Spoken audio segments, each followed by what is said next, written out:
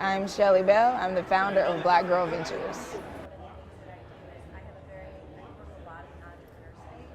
I own a print shop and I have a t-shirt line. When I started my first ventures, my mom invested in me. She gave me like $5,000. I hit the ground running. I took my tax money and I flipped that into more money and bought machines to open my print shop.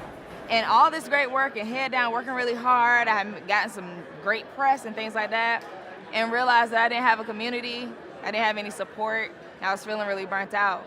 So I created Black Girl Ventures to, one, give women access to capital. Black women start businesses at 6 times the national average, yet we receive less than 1% of venture capital funds. We created an alternative way to finance businesses that is historically based on Black culture, which is the rent party. One of the ways we do that is we have a disruptive pitch competition where your traditional pitch competition is like Shark Tank with an audience. We toss that model out. We throw the judges out. It's all community engagement. We raise money at the door and we give it away to the founder. Investors invest in people who have the pattern of a white male, which can be no responsibility. They can just, go homeless, sleep on a couch, and like build this amazing tech company. And it's like that is the pattern of success. Well, statistics tell us that success happens in other ways, that having a woman on your team saves you money and also enhances your processes, that Black women founders or women crowdfunding outpace males. And I think that we're missing out on seeing the new patterns that are available because people are, in my opinion, are being somewhat lazy and relying on the patterns that they've already seen. I feel like it was particularly on me to do this because I'm a community builder.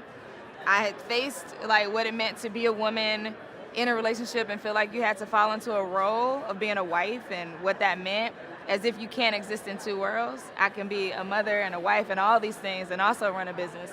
And that's the message that I would like for women to get and be empowered by. Like we've been multitasking for years. There's no need to stop now. And we're here to offer support, offer funding, and even just like a pep talk, if that's what you need. Those are so many of the things that I needed on my journey. I felt like I had to create that for other people. The spark that makes the community thrive is probably the one thing we don't get paid for, and that is empowerment. So yeah, we do training. Yes, we're focused on funding. Yes, we're helping people find resources. But ultimately, we're empowering them. We're saying like, listen, you can do this.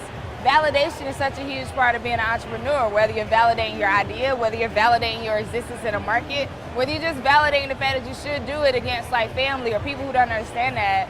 So part of being an ecosystem builder, whether we're saying it out loud or not, is we're validating your existence as an entrepreneur, saying you can do this and we're gonna help you do it, on top of just opening space to say, if nobody else believes in you, we will. By 2045, the majority of the country will be minorities. But that does not mirror economic growth. It means that if we're preparing for the future economically, then we start to look at how we hire diverse. How can now what will become the majority of people drive economic development, economic growth? So being a catalyst for economic growth right now means inclusion. It means allowing more voices at the table, differentiating, diversifying, or having different perspectives at the table, where we're addressing what's the future. A company or investors, they get ahead of the game at this point by including different voices and different perspectives. Women are the makers, the doers, and the dreamers. Women of all colors, backgrounds, ethnicities, countries. Right now, the future is female, and we need to start thinking about what that looks like and how we start having a conversation around hyping that up. We're kicking ass, all right? And taking names. So the future is female. People better get ready for it if they're not.